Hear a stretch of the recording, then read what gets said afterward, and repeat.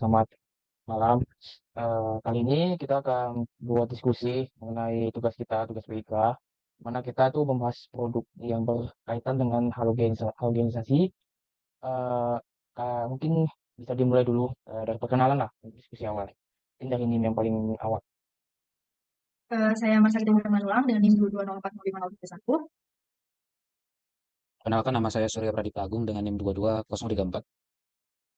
Kan nama saya Rusli Hamdani dengan NIM 22124. Perkenalkan, nama saya Fatimah Husni Siregar dengan NIM 22128.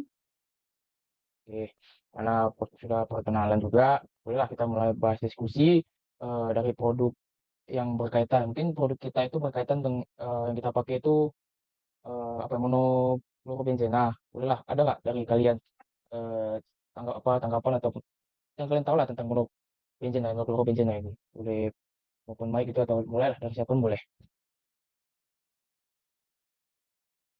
Mungkin dari aku dulu lah dari awal. Eh, Hmm, boleh lanjut lanjut aja.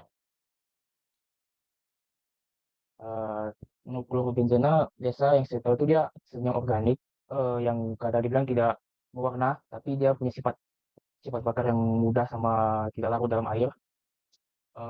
Sifat dari klorobenzena ini biasanya termasuk dalam senyawa aromatik yang biasa digunakan dalam industri misalnya seperti dalam industri listrik biasanya digunakan penggunaan baterai, kemudian dalam bidang bidang pengolahan seperti pembuatan dalam industri kita juga dia bisa dipakai seperti alat pembersih lah. Kemudian hmm, dalam monoklorobenzena ini juga biasanya digunakan sebagai pembuatan pelarut untuk pabrik-pabrik kimia.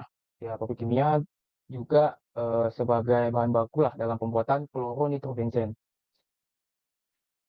Kemudian biasanya klorobenzena ini lebih kadang juga dibuat untuk bahan pestisida karena dia juga merupakan fase dalam fase gas ataupun fase cair. Eh, Kemudian dia umumnya memiliki metode yang digunakan, yang saya umum yang digunakan ada halogenisasi sama umum satu lagi itu adanya hmm, apa ya namanya hidro hidrogenisasi sama satu lagi itu kloronisasi. Mungkin itulah yang aku tahu dari tentang monoklorobenzena. Dari yang lain bolehlah kasih tanggapan juga. Mungkin aku ya. Yang aku tahu itu dia itu kan tadi senyawa organik. Nanti dia itu terdiri atas satu atom, atom klorin, itu dia terikat sama si cincin benzenanya. Terus nanti senyawanya ini dia itu dapat berupa cairan, terus dia itu warna baunya itu khas. Terus yang aku tahu juga monoklorobenzena ini dia bisa digunakan dalam bahan baku industri kimia. Itu bisa untuk kayak herbisida, terus pestisida, terus bisa juga jadi zat warna. Itu sih. Kalau dari aku, yang aku tahu itu monoklorobenzen itu biasanya rumus molekulnya itu emang rumus molekulnya C6H5Cl. Biasanya berat molekulnya itu sekitar 112,56. Titik didihnya itu berada di titik 131,91 derajat, sama titik leburnya itu 227,8 derajat Celcius. Dia tuh mudah terbakar, berbahaya, sama biasanya itu digunakan untuk bahan baku analin, karet sintetis, bahan pewarna, produk-produk farmasi, sama biasanya untuk pelarut pembuatan dipelin metan. Oke. Mungkin tambahan dari yang jurnal yang dikumpulkan tadi, apa fluorobenzena ini merupakan produk dengan teknologi tinggi karena menurut jurnal ini ada dibilang bahwa di Indonesia tidak ada satupun yang dapat membuat fluorobenzena. Jadi kita masih impor semua.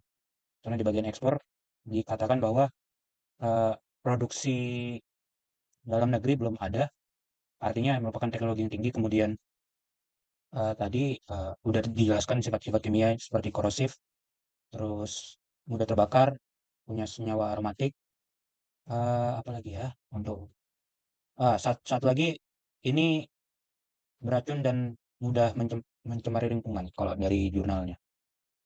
Itu aja sih tambahannya.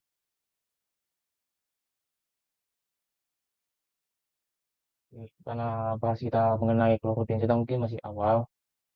Mungkin di diskusi berikutnya kita kan pasti sudah membahas pembahasan. Kita aku mau nanya dari kalian pembahasan dari monoklorobenzena ini kan pasti diperlukan ya flowsheet lah atau dia diagram baloknya itu pembuatannya. Dari kalian mungkin ada dapat nggak seperti jurnalnya gitu ataupun rancangan dari pabrik gitulah. Mungkin boleh dipakai, mungkin ya dipakai sama aku mau nanya juga sama kalian, mau nggak ditambahkan kan kita pakai metode ya, kita pakai pakai metode apa untuk yang ini halogenisasi kan. Nah, Iya. mungkin ya, halogenisasi mungkin tambah satu jadi dua metode aja lebih bagus. Ada buat perbandingan itu antara halogenisasi sama eh, klorisasi. Karena klorisasi juga dia metode yang umum lah. Sama juga kayak metode halogenisasi. Bedanya dia kan klorinasi itu lebih mereaksikan benzena dengan klorin. Mungkin dalam nanti makalah yang kita buat, bolehlah kita buat bandingkan metode dua metode lah kita buat. Mungkin tuh tambahan saran sih pembahasan kita. Dari kalian ada yang mau tambahan gitu, atau enggak mau bertanya tentang materi dari kita yang kita sampaikan gitu, biar mungkin menutup malam ini lah. Jadi itu maksudnya buat perbandingan atau gimana? Itu masuk dalam makalahnya apa? Bukan perbandingan sih, kita kayak tambahan tambahan materi gitulah. Ya, kita kan dalam hal ini kan menggunakan halogenisasi. Nah, biar mungkin bisa ada tambahan ilmu, mungkin kita bisa pakai klorinisasi gitu. Bahwa bukan cuma halogenisasi yang bisa dalam untuk pembuatan monoklorobenzena, tapi eh, kloro, klorinisasi juga bisa gitu.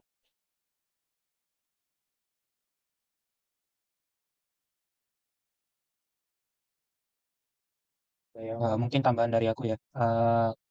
Tambahan dari aku, eh, ini kan ada dari jurnal bahwa dia itu kan berdampak besar dari lingkungan kan. Itu kita berikan apa, penjabarannya. Soalnya kan kan kita bicara tentang produksi. Nggak mungkin dong hasil akhirnya kita nggak bahas gitu kan. Jadi itu aja sih tambahan. itu boleh. Ada lagi yang mau tambah saran gitu buat nanti makalah kita?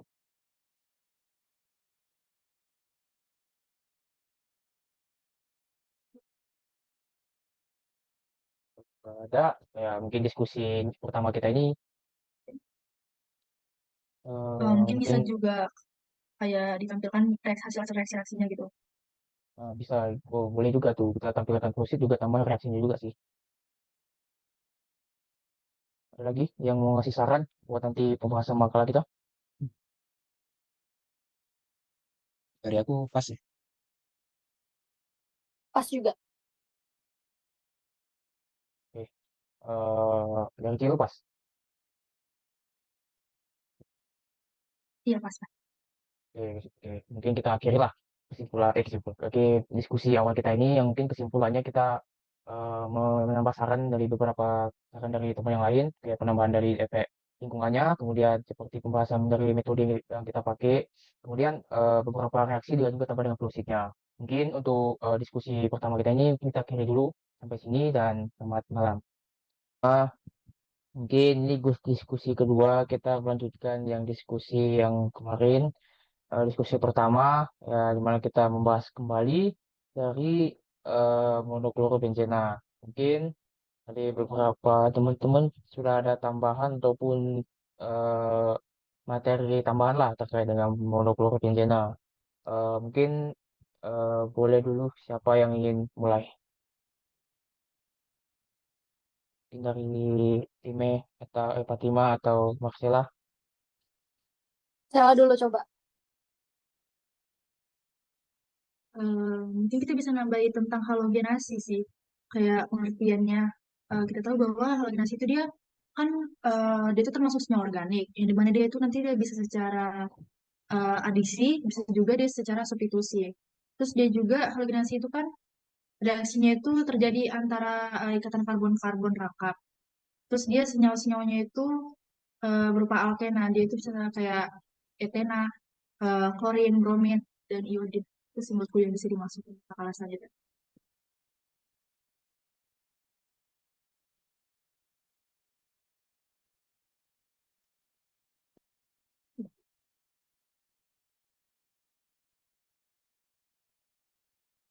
Mungkin dari Fatima ada mau tambahin. Hmm, Kalau di sini aku bakal nambahin dari benzen sih. Biasanya kita kan nanti benzennya itu dari pengertian dulu ya kita bahas ya. Benzena itu hidrokarbon aromatik cair, dia gak berwarna. Biasa rumus molekulnya C6H6. Ini senyawa organik yang mendasar dan ditandai sama cincin 6 atom karbon. Em, untuk benzen ini dianggap sebagai senyawa aromatik karena stabilitasnya yang tinggi dan eh, tinggi karena akibat dari resonansinya. Elektronnya dalam ikatan rangkap antara atom karbon sama delokasi menciptakan struktur cincin yang stabil. Biasa sifat kimia dari benzen itu mengalami berbagai reaksi seperti termasuk reaksi substitusi, reaksi umum yang melibatkan penggantian atom hidrogen dengan gugus fungsi lainnya. Biasanya benzen ini ditemukan pada asap rokok, knalpot mobil, proses industri tertentu. Oke. Kegunaan benzen itu untuk bahan kimia industri biasanya digunakan di produksi bahan kimia, biasa di plastik, resin, serat sintesis, karet pewarna, deterjen, sama obat-obatan. Udah, terima kasih.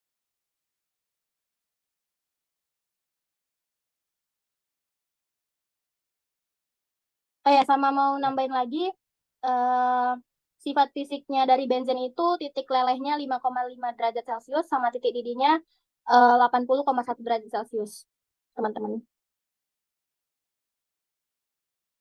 Oke, mungkin dari aku kita bisa nambahin penjelasan mengenai klorinnya sih. Kita kan tahu kalau klorin itu dia zat yang berbahaya dan beracun. Terus dia itu juga aromatik kan, tapi dia industrinya tuh dia bisa dalam pembuatan bahan kimia, pemutihan air, terus pembuatan plastik. Terus kita juga bisa masuki kayak kekurangan dan kelebihan daripada si klorinnya. Klorin itu kan kelebihannya reaktivitasnya tinggi. Terus reaksi klorin benzena ini dia dapat diatur dengan baik untuk nanti produknya itu hasilnya lebih baik. Setelah itu nanti klorin dia itu tersedia secara komersial dalam jumlah yang besar. Kemudian untuk kekurangannya itu klorinasi benzen ini dapat menghasilkan campuran produk. Dia itu bisa termasuk dihalogenasi. Itu bisa kayak diklorobenzena, triklorobenzena. Mungkin masuk ke mana di sini diskusi kita ke yang ketiga. Mungkin ya membahas lah yang semalam, yang kemarin Surya pun belum ada kasih saran. Mungkin dari Surya dulu lah boleh kasih saran ataupun tambahan lah. Ayo, Sun. Eh, Langsung. untuk tambahan yang sesuai janji saya pada pertemuan pertama kan membahas tentang dampaknya pada lingkungan. Di sini saya dari jurnal yang saya dapat bagian 5 ada beberapa yang diakibatkan karena si klorobenzena ini kan bersifat toksik, nah, bersifat toksik. Jadi dia mempengaruhi pencemaran lingkungan. Contohnya seperti stabilitas atmosfer, karena dia bisa bereaksi dengan radikal OH dan juga ozon. Kemudian ada degradasi sinar matahari. Lalu ada degradasi abiotik seperti pada fotolisis air suling. Kemudian ada di biodegradasi seperti keracunan pada hewan dan tumbuhan serta mikroba. Kemudian yang terakhir itu ada bioakumulasi. Artinya eh, apa? Artinya dia di dalam sini penelitiannya akumulasi dari semua percobaan dari pembuangan limbah ke perairan, ke daratan, dan juga ke daerah rawa-rawa. Itu aja sih tambahan. Masuk ke kesimpulan ya sekarang ya. Aku mau nanya sih, itu itu cuma memang ke lingkungan aja apa dampak juga ke manusia gitu? Dari tadi kan dibilang bahwa si klorobenzena ini kan toksik, model toksik. Dia itu bisa berbahaya, terutama kalau dia kan juga mudah menguap kan, mudah terbakar. Jadi kalau dalam penelitian laboratorium itu atau dalam dulu pernah dipakai sebagai alat perang pas zaman Perang Dunia Pertama. Si klorobenzena ini sebagai gas bio apa lupa aku namanya. Pokoknya jadi biogas yang bisa membunuh lawan. Jadi ini bentar ya. Tadi ada di bagian mana tadi? Aduh. Untuk lebih lengkapnya mungkin nanti saya akan tambahkan di makalah kali kali ya. Soalnya agak ke atas lagi. Ciri-cirinya kayak mana? Eh, ada nggak Ada tambah lagi? yang mau ditanyakan ke Surya tentang efek lingkungan gitu dari Marcella sama Fatima. Jadi aku udah jelas sih. Aku pasti. Oh, aku juga udah jelas sih dari penjelasan Surya tadi.